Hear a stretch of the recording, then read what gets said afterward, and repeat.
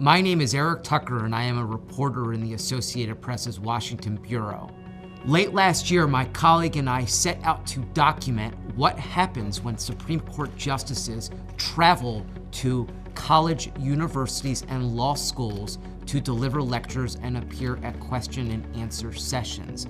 We were very interested to know what they said, who they met, and whether or not they may have profited during certain of those trips. There has been significant media attention in the last several months focused on one justice in particular, Clarence Thomas, and his relationship with a very wealthy benefactor in Texas named Harlan Crow. However, our story sought to take a very comprehensive look at all members of the court and the ecosystem of travel to public colleges and universities that host them. We submitted more than 100 public records requests to universities all across the country that over the last decade have hosted or sponsored events with justices.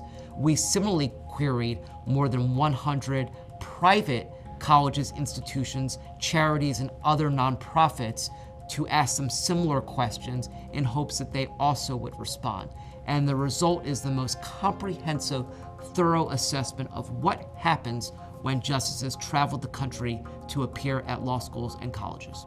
One particular aspect of our reporting that we think is especially interesting is we found that justices are able to advance their own financial interests during these trips by virtue of these colleges and universities purchasing very significant numbers of books that the justices themselves have written. Justices are permitted to collect royalties, and we have seen time and again, especially with one justice, Sonia Sotomayor, that colleges and universities buy up hundreds, if not thousands, of copies of books ahead of the justice's visit, thereby enabling the justice to profit from these visits. We have also noticed that although these visits and trips are marketed ostensibly as academic in nature, an opportunity for students to hear from the pillars of the profession, these events are also often accompanied by VIP receptions. And so we were able to obtain the guest list from these events, and we were able to see that these colleges and universities